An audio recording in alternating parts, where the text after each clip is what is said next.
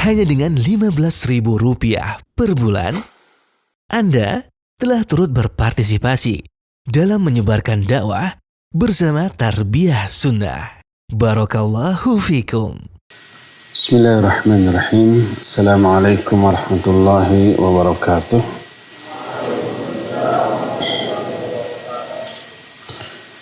Alhamdulillah. Wassalatu wassalamu ala Rasulillah Muhammad ibn Abdullah wa ala alihi wa ashabihi wa mawalah wa man tabi'ahum bi ihsanin ila yaumil qiyamah wa ba'd. Anak-anakku sekalian, anu saroleh, nu balager, nu karasep, nu palinter, calon-calon hufadz, calon-calon ulama, calon-calon duat, minimal calon-calon asatidzah, calon-calon ahli surga. Alhamdulillah kita berjumpa kembali di Jumat pagi ini. Jumat yang lalu kita sudah menjelaskan bahagianya orang yang berakhlak dunia sampai ke akhirat nanti. Sekarang sebaliknya, orang yang akhlaknya buruk akan menderita dunia sampai ke akhirat. Kenapa orang yang berakhlak buruk itu akan menderita? Pertama, dia akan banyak musuh, minimal banyak yang tidak suka, banyak yang benci. Karena apa? Karena keburukan akhlak melahirkan kebencian. Contoh umpamanya yang akhlaknya buruk, suka jahil, suka zalim ke orang lain.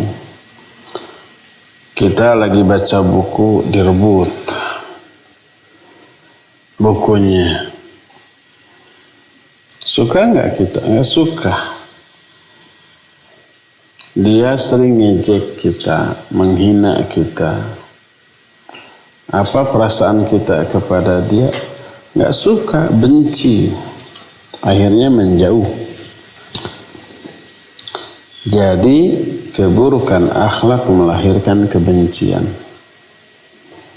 Orang yang akhlaknya buruk dibenci oleh banyak orang, tidak disukai oleh banyak orang, bahkan tak mustahil dimusuhi oleh banyak orang. Dihindari, dijauhi, akhirnya nggak ada kawan, akhirnya tidak ada sahabat, karena kawannya sering sakit hati, kawannya sering tersinggung. Dan inilah yang menyebabkan orang yang berakhlak buruk, dia akan menderita karena banyak dimusuhi, banyak dibenci, banyak tidak disukai dan dijauhi. Nggak ada yang mau berkawan sama orang seperti itu kecuali sedikit. Kecuali orang-orang yang sama-sama buruk akhlaknya, atau orang yang takut kepada dia lalu ya terpaksa berkawan sambil menderita saya. Apa akibatnya? Akibatnya ukhuwah Islami retak. Apa ukhuwah Islamiyah itu? Persaudaraan Islam. Persaudaraan Islam retak. Persatuan menjadi terpecah belah. Nggak akan ada lagi persaudaraan, pertemanan, persahabatan. Jadi akibat akhlak yang buruk terasa madaratnya, kejelekannya oleh banyak orang. Sudah kita terangkan bahwa akhlak yang baik adalah penyebab persatuan, kesatuan, persahabatan, dan persaudaraan. Akhlak yang buruk melahirkan perpecahan, permusuhan. Akhirnya saling mencelakakan, akhirnya saling mendoakan keburukan. Nah, coba bayangkan kalau umpama banyak orang yang benci kepada kita karena kitanya jahil, dan jahil adalah akhlak yang buruk. Orang itu sakit hati, mau melawan nggak berani, mau balas menzalimi kita nggak berani. Kitanya gede, dianya kecil. Kitanya jagoan, dianya lemah umpamanya, nggak berani. Tapi dia punya senjata ampuh yang bisa mencelakakan kita.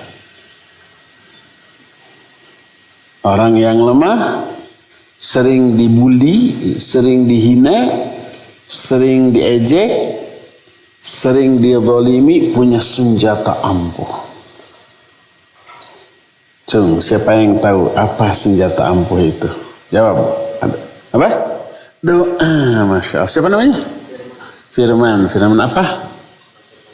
Ahmad Firman Syah Ransa Ekek. Ambil. Cengek nah hungkul. Enggak, terserah yang mana aja. Ya. Doa loh. Doanya itu nanti dikabul oleh Allah. Walaupun orang itu orang durhaka, tapi kalau dia dizalimi, dianiaya, dihina, nggak bisa melawan, berdoa kepada Allah, kena loh. Nabi SAW bersabda, da'watul mazlum mustajabatun wa in kana fajira. Doa orang yang dizalim itu mustajab. Mustajab itu akan dikabulkan oleh Allah walaupun dia orang durhaka.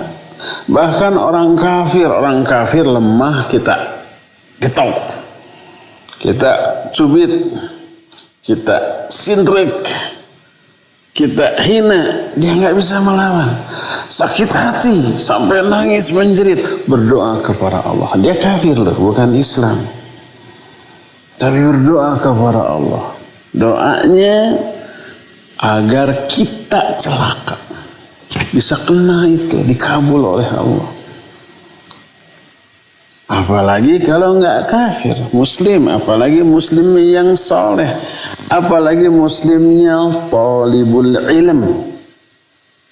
Apa arti talibul ilm? Penuntut ilmu. Seperti kalian ini talibul ilm. Sedang safar ke sini. Talibul ilm, menuntut ilmu, doanya lebih dikabul. Terus dia zalimi, dianiaya oleh temannya, oleh orang lain, doanya makbul, doanya dikabulkan, doanya diterima oleh Allah Subhanahu wa taala. Maka jangan sekali-kali jahil ke orang, zalim ke orang, nanti orang itu berdoa, celaka kita, kena kita. Ini dulu ada sahabat Nabi alaihissalam.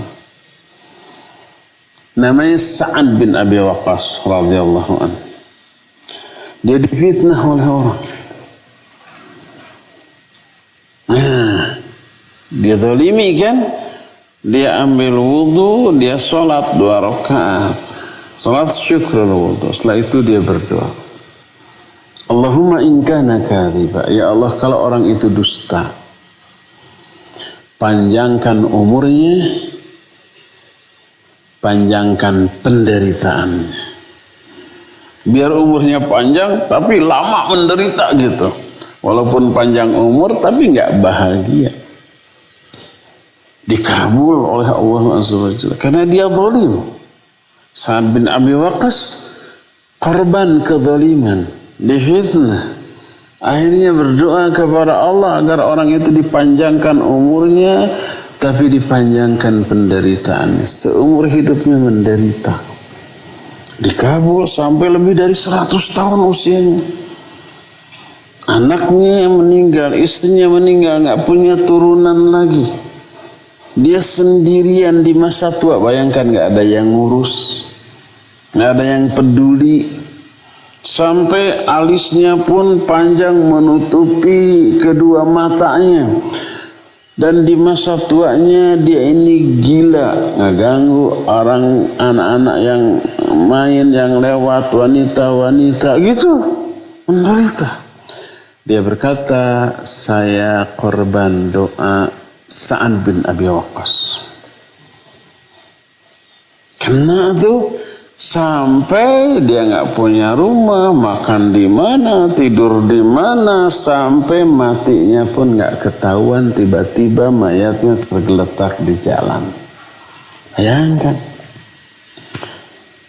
Oleh karena itu, hati-hati jangan berbuat zalim ke kawan, jahil, dalam bentuk memfitnah, dalam bentuk menghina, mengejek, dalam bentuk mencuri, mengambil barangnya, dalam bentuk apapun yang membuat orang lain tersinggung, membuat orang lain marah, membuat orang lain sedih, membuat orang lain emosi, dan seterusnya.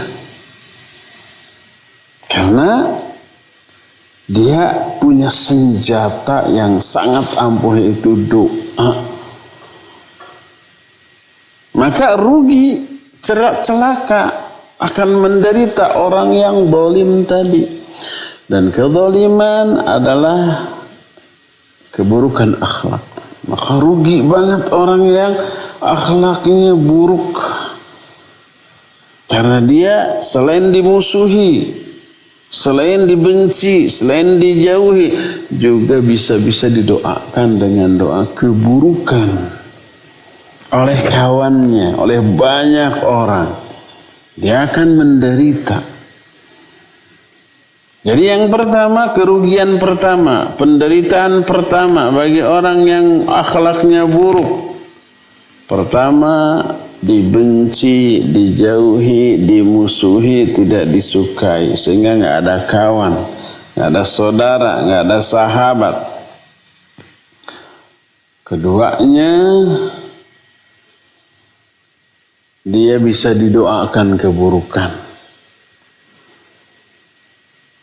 dan bisa kena kepada dia, bisa dunia sampai ke akhirat nanti. Ini kerugian yang kedua, penderitaan yang kedua. Ketiga, penderitaan yang ketiga yang akan dialami oleh orang yang akhlaknya buruk adalah orang itu ditolak ibadahnya oleh Allah Azza wa Jalla. Wah, salat ditolak, salatnya ditolak, saumnya ditolak, atau haji umrohnya ditolak, zikirnya, bacaan Al-Qur'annya, pahalanya oleh Allah Subhanahu wa Ta'ala ditolak. Karena akhlaknya yang buruk, rugi. Kata orang Sunda mah capek gawe, teka pake, bari jeung di teke. Apa arti capek gawe? Sudah capek berbuat ya. Teka pake, nggak kepake oleh Allah, ditolak, tidak dikasih pahala. Kan setiap amal ibadah dikasih pahalanya. Nah ini mah sudah capek berbuat, nggak dikasih pahala. Diteke. Apa diteke teh?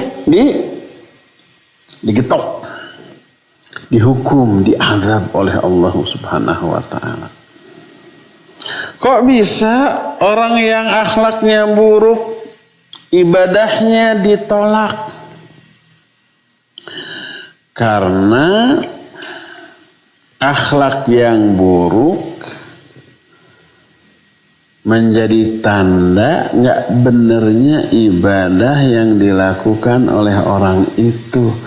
tauhidnya nggak benar, akidahnya nggak benar, sholatnya nggak benar, saumnya nggak benar, hajinya nggak benar, infak zakat sedekahnya nggak benar. Karena nggak benar kemudian ditolak oleh Allah Subhanahu wa taala. Sok umpamanya ada tukang bangunan suruh bikin pagar, nembok di tembok. Sudah jadi teh bengkok nggak lurus, nyengkong oleh si pemilik tembok itu gimana? Kamu nak dipecat atau ya? Minta bayaran, mana bayaran? Enggak, enak saja, jadi aja nambah kerjaan, batanya, semennya, pasirnya jadi terbuang tuh, merugikan saya. Udah pergi, nggak dibayar. Kenapa? Karena nggak bener tuh, nggak diterima hasil dari pekerjaannya. So kalian waktu di sekolah oleh guru dikasih PR, dikasih soal 10. Tapi kalian mengerjakannya asal-asalan, nggak ada yang benar satupun salah. Disodorkan ke guru, bari deg-degannya. Kata guru, salah sini, dijembel ataunya. Nilainya 0.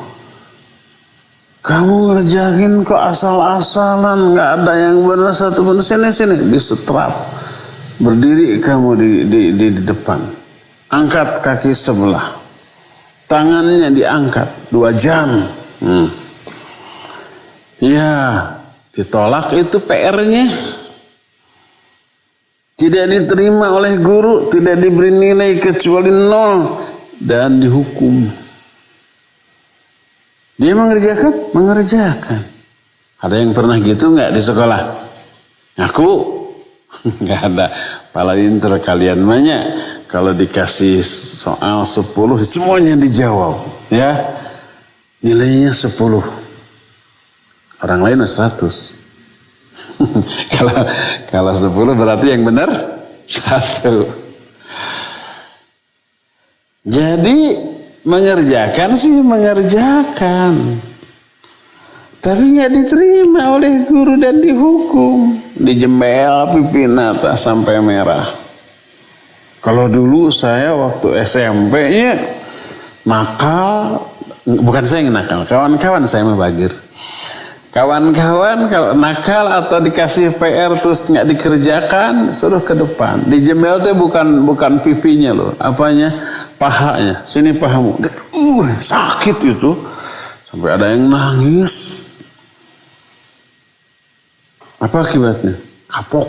Nanti kalau ada PR, sibuk. Ya PR. Jadi sebelum pulang sekolah kerjakan dulu, nanya dulu ke orang yang pintar.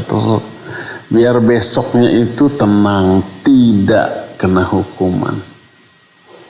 Jadi orang yang mengerjakan pekerjaan tapi tidak benar, maka pekerjaannya ditolak, tidak dibayar, tidak diberi nilai dan dihukum. Pekerjaan tadi dipecat sudah. Diumumkan, si itu jangan dipakai lagi, itu nggak benar. Jadi nggak laku lagi. Siswa dikasih PR dikerjakan tapi nggak benar, distrap, dihukum, dijembel dan ditolak, tidak diberi nilai. Nah, apalagi ibadah kepada Allah. Kalau nggak benar ditolak dan dihukum. Dan akibatnya apa? Akibat dari ditolaknya ibadah tersebut, akhlaknya buruk. Maka keburukan akhlak menjadi tanda ditolaknya ibadah. Kata siapa? Ayat dan juga hadis yang sahih yang menerangkan itu. Mana ayatnya?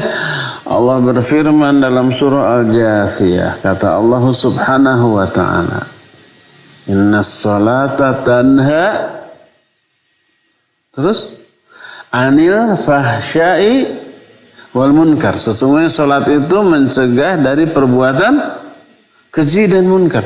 Keji dan munkar itu akhlak yang buruk.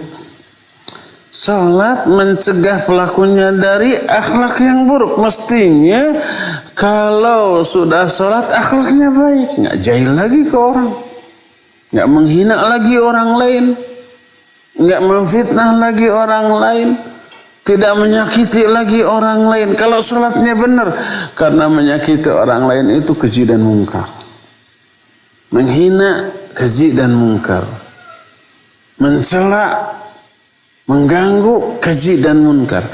Nah, harusnya itu dirubah oleh sholatnya. Sehingga apabila sholatnya tidak merubah akhlaknya menjadi baik, tetap aja buruk, sholatnya ditolak dan diazab. Nih ayatnya. Kalian pasti hafal ayat ini.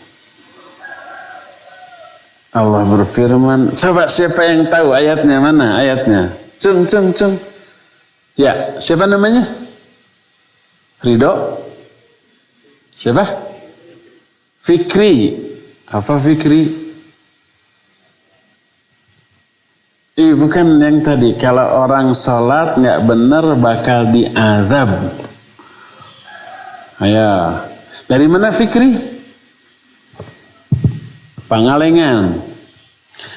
Ada satu surat yang pasti kalian semua sudah hafal. Kalau nggak hafal kebangetan. Coba apa? Coba. Fa. Awalnya fa. Fawailul lil musallin. Terus? Alladzina hum an salatihim sahun. Nah, itu surah At-Takatsur atau surah Al-Insyirah? Surat Al-Maun. Al-Maun. Pintar Fikri mah itu bisa ditipu. Apa artinya Fikri? Fawailul lil musallin. Celakalah bagi orang-orang yang sholat. Terus? Yaitu orang yang lalai. Baca dulu ayatnya. Fawailul lil musallin. Celakalah bagi orang-orang yang sholat. Alladzina hum an salatihim sahun, yaitu orang yang lalai dari sholatnya. Terus? Alladzina hum yura'un, itu orang-orang yang riya. Orang-orang yang riya. Umi Abi dengar tuh di Cicalengka, ada suara Fikri, direkam. Barakallahu fiik. Sini Fikri, sini. Mau saya hukum. Dihukum suruh makan kue. milih. Terserah yang mah hiji. Nah, makan cengek na hungkuh. Fawailul lil musallin. Celaka orang-orang yang sholat. Padahal dia sholatnya ibadah. Kenapa celaka? Karena sholatnya nggak bener. Mungkin niatnya salah, nggak ikhlas untuk kepentingan dunia. Mungkin tata cara pelaksanaannya tidak nyontok ke Nabi SAW. Ada tambahan, ada pengurangan, ada perubahan gitu ya. Dalam gerakan, dalam doa-doanya tidak nyunnah.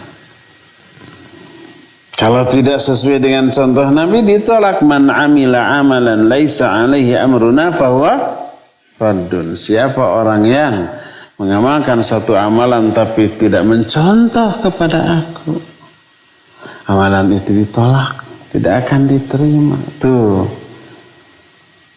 Atau mungkin ikhlas, mungkin sesuai sunnah, tapi tidak khusyuk, ngelamun dalam sholatnya.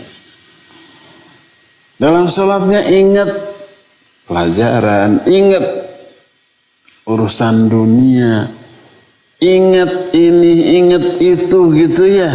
Gak khusyuk, ngelamun. Atau penyebab lain. Akhirnya sholatnya tidak berkualitas, tidak bermutu, tidak benar. Ditolak. Akibatnya apa? Alladzina hum an salatihim sahun. Kelihatan dalam akhlak. Akhlaknya kan nggak benar. Tetap dia keji dan mungkar. Dia lalai dari tujuan utama salat, yaitu mencegah dari perbuatan keji dan munkar. Alladzina hum an salatihim sahun. Sahun apa? Sahun. Sahun. Alladzina hum atau alladzina hum. Hum badag ya. Sudah sampai kepada huruf H dan H? Sudah? Satu-satu udah dicek? Harus benar. Alladzina hum an salatihim sahun. Jadi lalai dia dari tujuan utama sholat. Setelah sholat akhlaknya tetap buruk. Setelah sholat dia jahil ke orang. Itu menunjukkan sholatnya ditolak, tidak diterima oleh Allah Subhanahu wa ta'ala. Artinya tidak diterima, tidak dipahalai, tidak diberi pahala. Bahkan diazab. Fawailul lil musallin. Wail itu kata Nabi SAW, wail itu bisa artinya celaka, karena diadab. Kedua, wail itu wadin fi nari jahannam, lembah di dasar neraka jahannam. Tahu lembah? Kalau neraka ada dasarnya, di dasarnya itu ada leguknya lagi, itu lembah. Itu wail namanya. Itu orang yang sholat, bayangin ke sana. Kenapa? Kok sholat tapi diadab? Nggak benar sholatnya. Kau sudah ngerjain PR tapi tetap dihukum, dijember. Nggak benar ngerjainnya.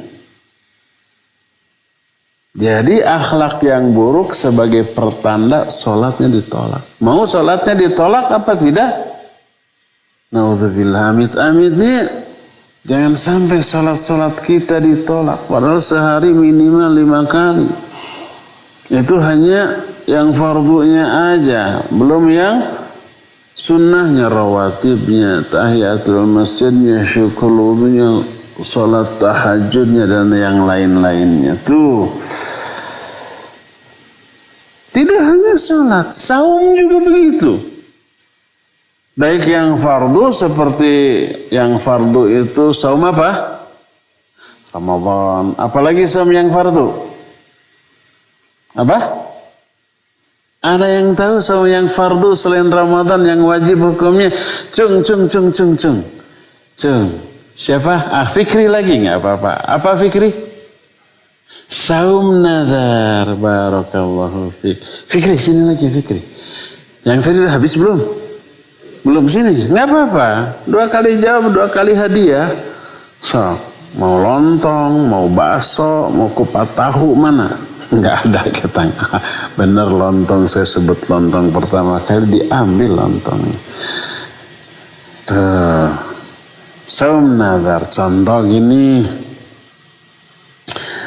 Kalau saya sudah bisa hafal juz amma, saya nazar mau saum 3 hari berturut-turut. Itu nazar tuh. Ternyata hafal juz amma. Wajib dia. Saum 3 hari berturut-turut. Karena isi nazarnya begitu.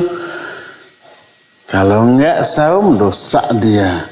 Kalau dia mati sebelum terbayar, wajib dibayarkan oleh ahli warisnya, oleh keluarganya. Kalau umpamanya saya nanti hafidz Quran 30 juz, saya nazar mau infak sebesar 1 juta per juz. Berarti infaknya berapa tuh? 30 juta. Wajib tuh. Ternyata hafal 30 juz. Wajib infak 30 juta. Tadinya infak itu tidak wajib bagi dia. Tapi karena nazar jadi wajib. Jadi selain Ramadan yang hukumnya wajib adalah saum apa tadi? Nazar. Ada lagi saum yang hukumnya wajib. Siapa lagi? Siapa? Abdurrahman dari Lembang. Apa? Saum qadha. Ya, barakallahu fiik. Abdurrahman, sini Abdurrahman. Abdurrahman.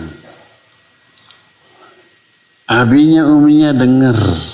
Abdurrahman. Apa yang dimaksud saum qadha? Kalau kita Ramadan nggak bisa saum karena ada uzur, akhirnya nggak bisa saum, maka setelah Syawal wajib diqadha saum lagi. Cung, siapa yang tahu? Apa saja penyebab orang nggak bisa saum Ramadan lalu wajib diqadha? Cung. Nama dari Muhammad Iqbal dari Bekasi, si bontot. Apa? Hai, dan pernah? Iqbal pernah? Masa? Iqbal, ambil. Kasih ke kakak nanti. Siapa yang suka haid dan nifas? Wanitanya yang sudah balik. Kalau anak kecil mah enggak ya. Haid dan nifas. Siapa lagi? Yang belakang siapa tadi? Rizki dari Bekasi. Apa Rizki? Apa? Safar. Apa itu safar? Pergi jauh. Sini. Rizki dapat rizki. Kenapa dapat rizki? Karena berjuang, berusaha. Ambil. Kata orang Sunda, mun teu ngakal moal ngakeul. Mun teu nyarah moal nyari. Mun teu ngoprek moal nyapek. Maknanya kalau nggak berusaha nggak bisa makan. Mun teu nyarah moal nyari. Nyari itu bikin nasi. Ya, ngarah itu ya berusaha bekerja. Untuk ngoprek mau nyapek. Ngoprek maksudnya kerja juga. Nyapek itu mengunyah. Apa tadi? Untuk ngarah mau nyari. Lamun teu ngoprek mau nyapek. Terus apa tadi? Muntah nyakal mau ngakil. Ngakil itu kalau zaman dahulu nggak ada magicom tuh. 2 kali. Jadi kalau sudah beres nasi, agar nasinya pulen dan agak dingin diakil, dihihidan pakai cukil begini. Itu nggak bisa sembarang orang bisa. Ada hihidan ini diem, ada ini hihidnya diem. Harus dua-duanya, ini jalan, ini ngakil, gitu tak. Kalian mah nggak kezamanan ya. Safar. Cung, siapa lagi? Nama? Muhammad Rafi dari Cimahi. Apa Muhammad Rafi? Ibu hamil dan menyusui. Nggak bisa bareng ya hamil ya menyusui. Ibu hamil atau ibu menyusui ya. Sini Rafi. Ayo, silakan. Rafi kayak hamil.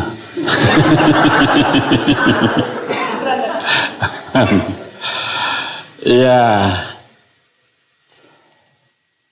Jadi yang pertama qadha itu haid nifas. Seperti Iqbal. Maksudnya seperti jawaban Iqbal. Yang kedua safar. Seperti siapa? Rizki. Yang ketiga hamil dan menyusui seperti Rafi. Keempat siapa lagi? Yang belum siapa? Alfil. Akil apa? Iya Agil gitu. Dari mana Agil?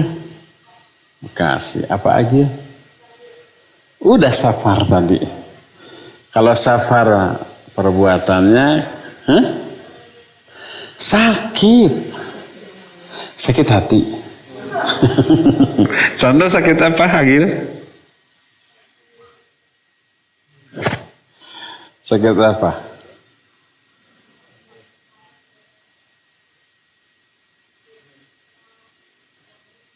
Sakit kena COVID. Semoga kalian semua enggak ya. Saya enggak akan mengatakan seperti enggak. Akhir sini akhir. Ya, barakallahu fiik. Tafadhal. Afwan. Jadi kalau orang ada uzur sehingga tidak bisa saum Ramadan, wajib diqadha. Hukum mengqadha wajib baginya, ya. Jadi saum yang wajib pertama Ramadan, kedua qadha, ketiga nazar. Ada lagi yang tahu selain tiga? Ya, siapa namanya? Khalid dari Cilembu. Wah, pantas manis Khalid Sigahui. Apa Khalid? Bukan. Oh gila. Penyebab tidak. Ini pertanyaannya bukan bolehnya tidak saum.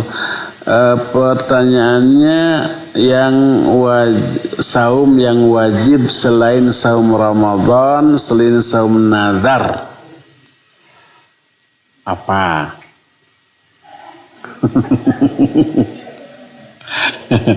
Kayaknya tadi sudah disiapkan jawabannya. Gila lah pokoknya, gila gitu. Itu termasuk uzur yang tidak harus saum Ramadan ya. Jadi yang saum yang hukumnya wajib selain Ramadan, selain qadha, selain nazar, apalagi? Apa? Kafarat. Apa Khalid tuh kafarat tuh Khalid? Apa? Bayar denda. Kenapa didenda? Ngelanggar lampu merah? Apa? Karena Khalid sini Khalid. Sini dihukum. Dihukumnya apa? Suruh makan. Pilih Khalid. Barakallahu fiik. Saum kafarat. Kafarat itu denda. Bukan karena melanggar lampu merah harus saum. Melanggar apa? Sumpah. Melanggar sumpah. Contoh. Kalian umpamanya janji sama teman, besok ketemuan yuk di masjid. Ayo, jam berapa? Jam 9. Oke, kamu mah suka bohong. Demi Allah saya akan datang. Pakai sumpah tuh. Demi Allah saya akan datang. Besoknya nggak datang. Padahal sudah sumpah. Wajib dibayar itu sumpahnya. Dengan cara saum 3 hari berturut-turut. Kalau enggak maka dosa kena wajib hukumnya. Kafaratul aiman. Ya. Jadi saum yang wajib tidak hanya Ramadan. Jadi tadi pertama saum Ramadan, kedua saum qadha, ketiga saum nazar, keempat saum kafarat. Ya. Nah, kafarat ini tidak hanya sumpah. Tapi ada yang lain tapi khusus dewasa ya, kalian nggak perlu tahu. Nanti belum saatnya tahu.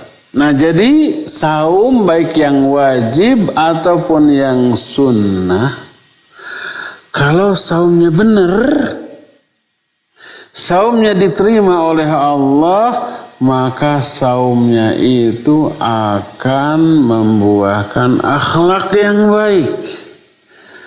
Kalau rajin saum tapi akhlaknya tetap buruk, menunjukkan saumnya itu ditolak oleh Allah Subhanahu wa taala.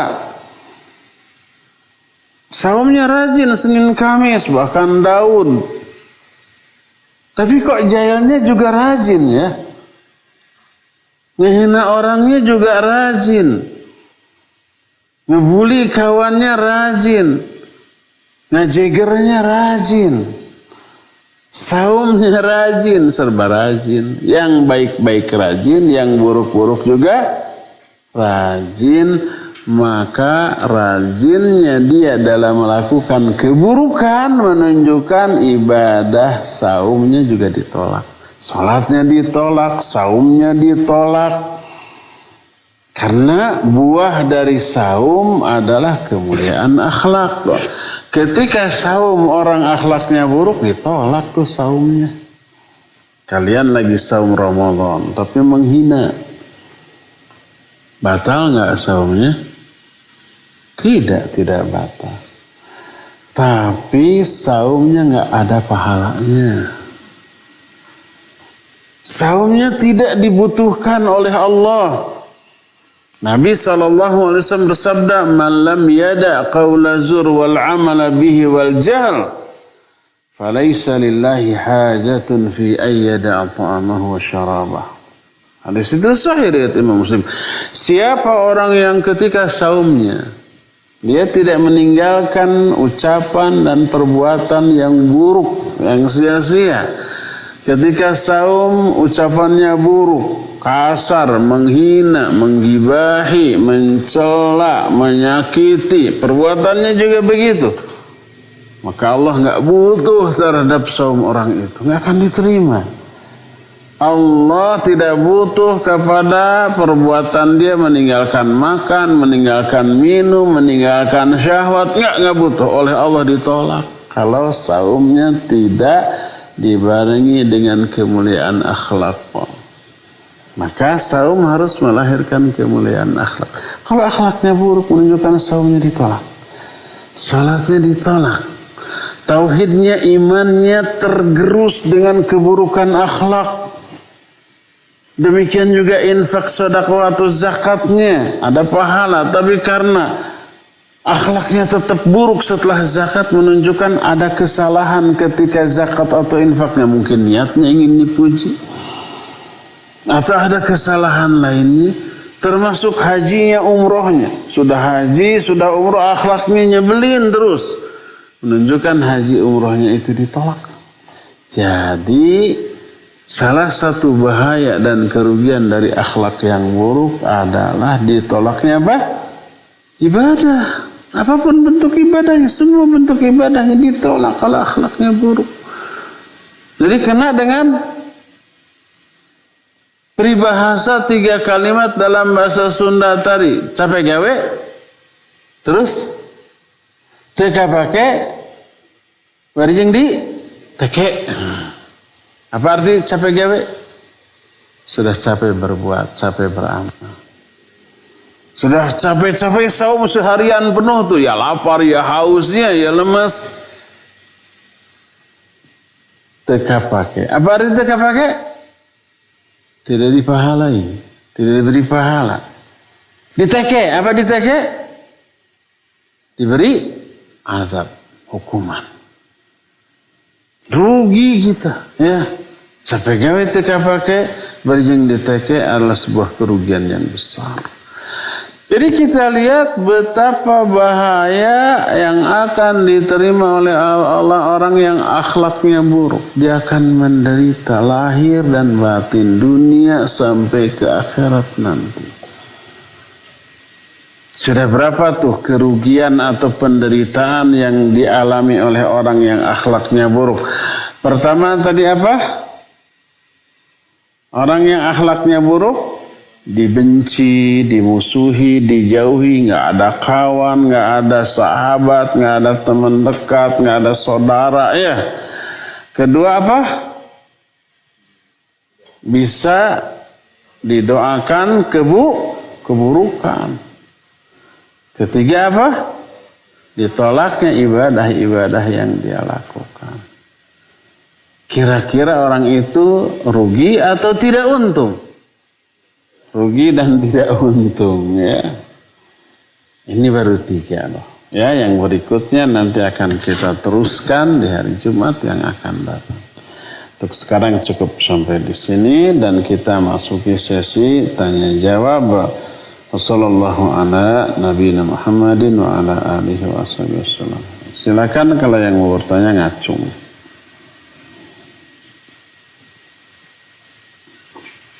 Ada?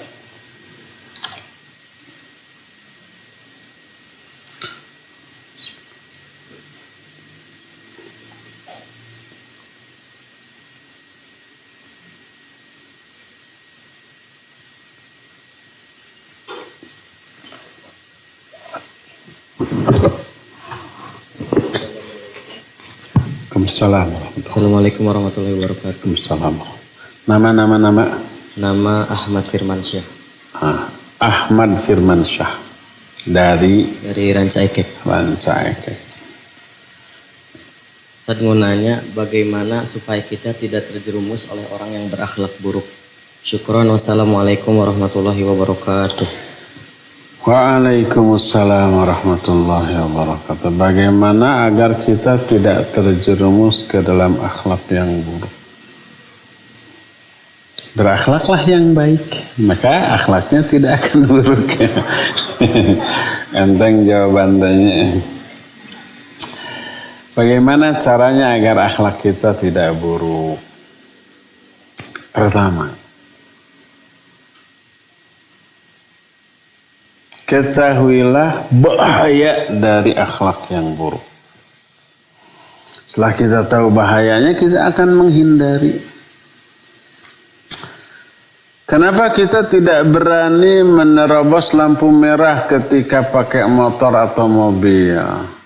Apa akibatnya kalau kita nerobos lampu merah? Pertama, ditilang kalau nggak ditabrak orang. Ditilang sama polisi, didenda. Kedua apa? Celaka. Karena harusnya kita berhenti yang itu, yang hijau. Jalan kan? Itu jalan, kita jalan. Atau jeger. Nah sekarang, kalau nggak celaka, kita lewat orang rem gitu ya. Nggak ada polisi, nggak ditilang. Kerugian apa yang kita akan terima? Diteriakin orangnya, wah gitu ya. Dasar nggak makan sekolahan kan gitu ya. Padahal memang kita nggak pernah makan sekolahan. Paling makan bala-bala. Dasar orang bodoh, macam-macam celaannya. Sampai akhirnya didoakan keburukan, sing cilaka, kan gitu ya. Membuat orang kesal tuh. Jadi banyak sekali bahaya. Kalau di luar negeri, di Arab Saudi, di Eropa, di Amerika, itu melanggar lampu merah itu dendanya terbesar. Di Belanda, itu bisa didenda 500 euro. Bukan rupiah, 500 euro itu bisa mencapai 10 juta. Di Arab Saudi 10 juta. Lamar lampu merah tuh. Nggak ada polisi. Begitu lampu merah kiri kanan kosong tengah malam. Pure gitu. Nggak celaka, nggak ada orang yang mencela. Tapi pas maju jepret. Ada apa? Kamera. Nggak ada polisi tapi ada kamera. Besoknya langsung ada petugas atau lewat surat. Anda tadi malam melanggar lampu merah di tempat jam sekian nih buktinya. Ada fotonya. Langsung Anda didenda 10 juta, 12 juta. Itu besar atau banyak? Dendanya besar dan banyak. Gaji kita sebulan belum tentu segitu ya. Nah, makanya mereka takut. Karena tahu bahayanya. Bahayanya bisa celaka. dicela orang, didoakan keburukan oleh orang, dan didenda. Kalau di kita mungkin kemarin-kemarin, yang nggak tahu sekarang. Sekarang sudah dipasang kamera di perempatan-perempatan kalau di Bandung. Ada yang melanggar, jepret. Nah kalau umpamanya ada polisi dihentikan lalu ditilang, nanti didenda. Karena tahu bahayanya, walaupun tengah malam nggak ada orang, nggak ada mobil lain, pas lampu merah, diem tuh orang-orang asing tuh, orang bule, orang-orang di Saudi, orang di Eropa, orang di Amerika, orang-orang di Asia Asia Timur semacam Jepang, Cina, Korea kayak gitu yang sudah maju, ada lampu merah tengah malam nggak ada mobil lain, diem. Kenapa disiplin? Karena takut. Takut apa? Denda yang besar. Jadi setelah mengetahui bahaya dari perbuatan itu, maka orang menghindar, tidak mau melanggar. Kita begitu setelah tahu buruknya dan ruginya orang yang berakhlak jelek, maka kita akan menghindari semua akhlak jelek. Yang kita jelaskan kan baru 3 keburukan dari atau bahaya dari akhlak buruk. Yang pertama dimusuhi orang, dibenci orang, kedua didoakan keburukan, ketiga ditolaknya amal ibadah. Itu belum seberapa, nanti akan kita tambah dengan keburukan-keburukan yang lebih mengerikan. Jadi pertama, kenali bahaya dari buruk akhlak. Kedua, tadi berakhlaklah yang baik, akan terhindar kita dari akhlak yang buruk. Cara agar kita termotivasi untuk berakhlak yang baik adalah ketahuilah keuntungan, kebahagiaan yang akan diperoleh oleh orang yang akhlaknya baik. Jumat kemarin kan sudah kita jelaskan. Ketiga, berdoa kepada Allah agar Allah menganugerahkan kita akhlak yang baik. Berdoa agar Allah menghindarkan kita dari akhlak yang buruk. Kalau nggak salah kemarin doanya sudah ditulis apa belum? Udah janjinya? Lupa. Saya kalau sudah lupa suka nggak inget. Ada yang hafal doanya? Kalau ada yang hafal doanya, saya kasih 3 kue. Cung, saha. Doa agar diberi hidayah berakhlak baik dan dijauhkan dari akhlak buruk. Saha? Ada? Siapa? Fahmi dari Jakarta. Gimana Fahmi doanya?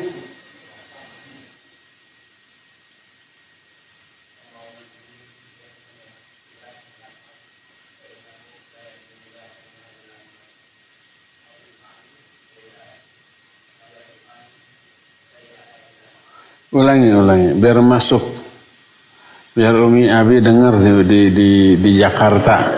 Ini ada Fahmi dari Jakarta. Ayo udah.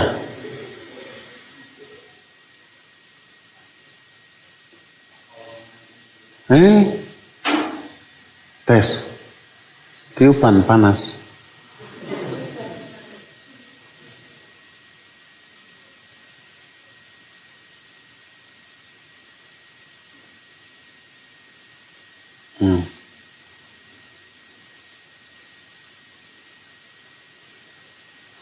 Salah operator atau etan. Allahumma hdini li ahsanil akhlaq. Ulangi. Ayo Fahmi.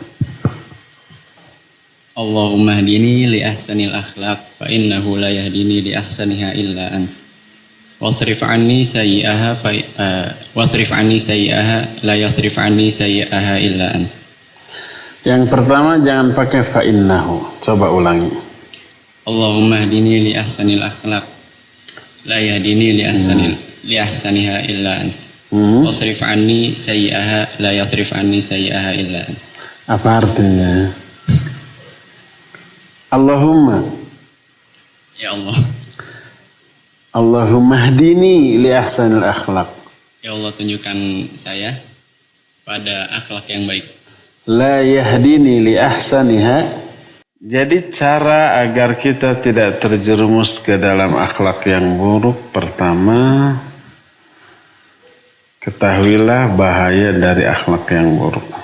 Kedua, ketahui keuntungan dari akhlak yang baik. Ketiga, berdoa agar Allah memberi hidayah, agar berakhlak baik dan berlindung kepada Allah dari akhlak yang buruk. Keempat, bergaulah dengan orang-orang yang berakhlak baik, agar kita terbawa kepada kebaikan akhlaknya. Dan hindari bergaul dengan orang-orang yang akhlaknya buruk.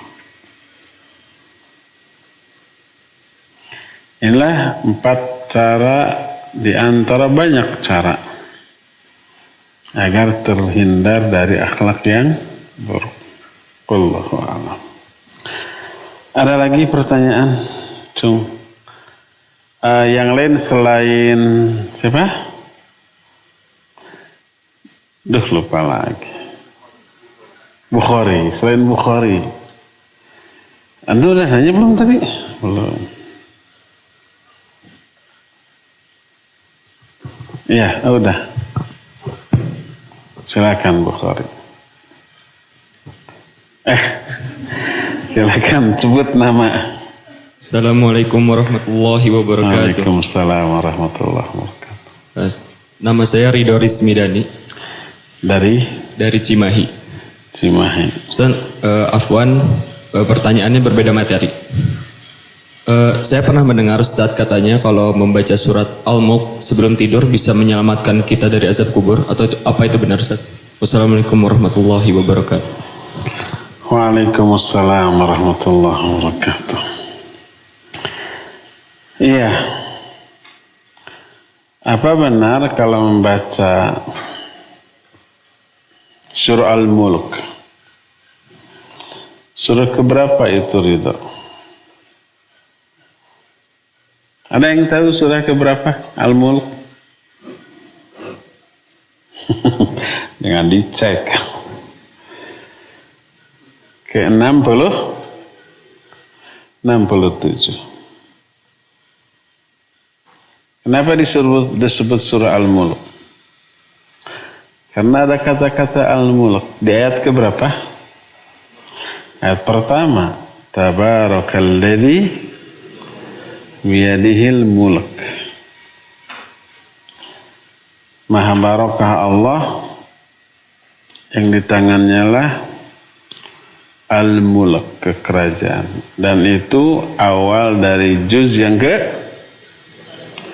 29. Pertanyaan, benar enggak membaca surah Al-Mulk menyebabkan diselamatkan dari apa? Dari azab kubur. Secara khusus sebelum tidur. Pertama, membaca surah Al-Mulk atau surah apapun sebelum tidur adalah ibadah dan amal soleh. Dan seluruh ibadah dan amal soleh bisa menyelamatkan kita dari baik azab kubur ataupun azab neraka. Seluruh ibadah dan amal soleh, apapun itu bentuknya. Adapun secara khusus, benar enggak surah Al-Mulk bisa menyelamatkan orang dari azab kubur bila dibaca sebelum tidur? Adakah hadisnya? Ya, nanti saya bacakan hadis tentang masalah itu, dan apakah hadis itu sahih ataukah tidak, kita nanti akan lihat. Hadisnya diriwayatkan dari seorang sahabat. Sahabatnya siapa coba? Iya. Ini saya bacakan hadisnya. Dari Abu Hurairah radhiyallahu an, Nabi sallallahu alaihi wasallam menyatakan, surah minal Qur'an 30 ayah tashfa'u li sahibiha hatta yughfarallahu lah tabarakalladzi biyadihil mulk. Wa fi riwayatin fakhtartuhu minan nar fa akhrajtuhu minan nar wa adkhaltuhul jannah. Kata Nabi SAW, ada surah dalam Al-Quran yang jumlahnya 30 ayat. Dan surah ini memberi syafaat kepada para pembacanya sampai diampuni dosa-dosanya. Ayat itu adalah tabarakalladzi biyadihil mulk. Dalam riwayat lain, aku keluarkan orang itu dari neraka dan aku masukkan ke dalam surga. Hadis ini diriwayatkan oleh Imam At-Tirmidzi dan dihasankan oleh Syekh Al-Albani rahimahullahu ta'ala. Ini yang pertama. Yang kedua, di antara keutamaan dari surah Al-Mulk apabila dibaca adalah sama dengan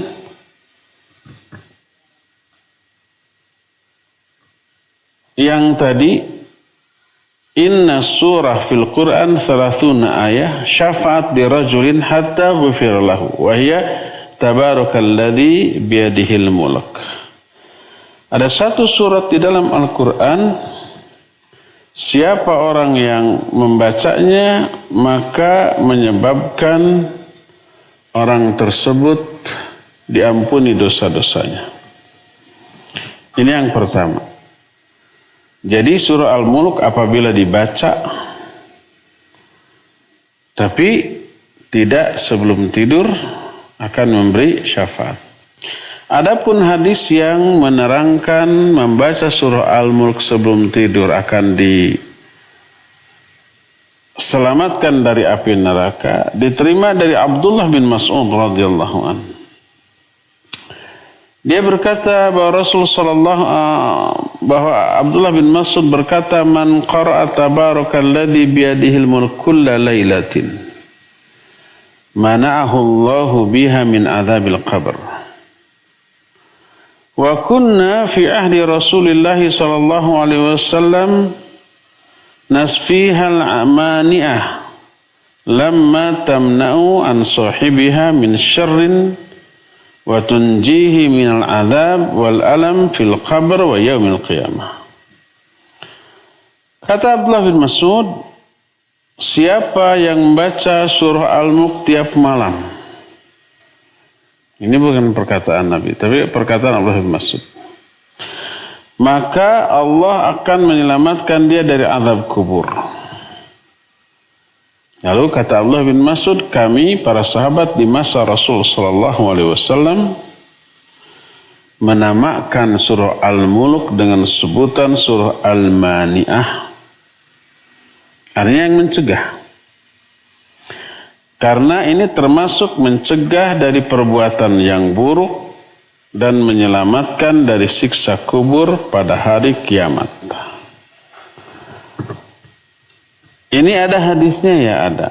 Akan tetapi hadis tersebut sanadnya dhaif.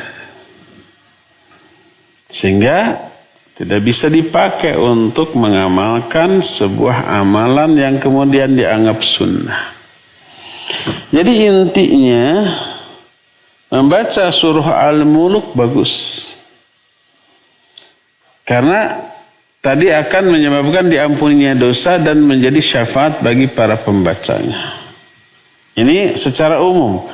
Adapun menjelaskan dan mengamalkan secara khusus sebelum tidur lalu diyakini menjadi penyebab dia dibebaskan dari azab kubur dan azab neraka, hadisnya tidak sahih. Wallahu a'lam bishawab. Ridho. Kamu harus ridho. Menerima. Cung, terakhir. Virus, siapa namanya? Ya, virus namanya? Oh, ya. Fadol. Assalamualaikum warahmatullahi wabarakatuh. Waalaikumsalam warahmatullahi wabarakatuh. Ustaz, saya ingin nanya, apakah kita boleh meledek agama lain? Apa? Meledek agama lain. Meledek orang lain? Agama lain. Ya. Boleh nggak meledek agama lain? Boleh nggak meledek sesembahan orang lain yang berbeda dengan kita? Tidak boleh. Bukan karena sesembahan agama lain itu mulia, bukan karena agama lain itu benar dan mulia, tapi akan berakibat mereka meledek sesembahan yang kita sembah, yaitu siapa? Allah. Kalau kita meledek sembahan agama orang lain, nanti Allah juga disembah. Jangan kamu meledek, menghina atau mencela sesembahan mereka, fayasubbunallah. Lalu mereka pun mencela Allah. Kalau kita meledek, menghina agama lain, apa akibatnya? Tahu akibatnya enggak? Mereka balas ya enggak? Bagaimana balasannya? Ya, meledek agama kita. Kita meledek umpama kitab suci agama lain, akibatnya Quran diledek. Kita meledek umpamanya nabi atau tokoh agama lain, akibatnya nabi kita dan tokoh agama kita, para ulama kita yang dihina.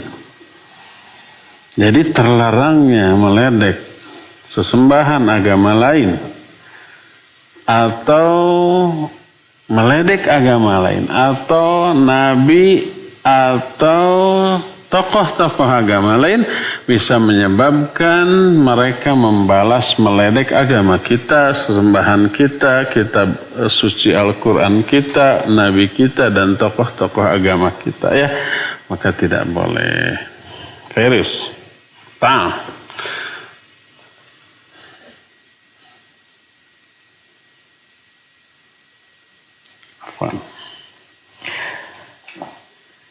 Terakhir, Cung, siapa? Bonus. Ada lagi? Kalau itu siapa namanya? Mau kena Gagaro? Gagaro. Iya, ya, kalau ada pertanyaan lain nanti ditunda di hari Jumat yang akan datang. Sekarang cukup sampai di sini. Subhanakallahum bihamdik, asyhadu an la ilaha illa anta, astaghfiruka wa atubu ilaik. Walhamdulillahirabbil alamin. Wassalamualaikum warahmatullahi wabarakatuh.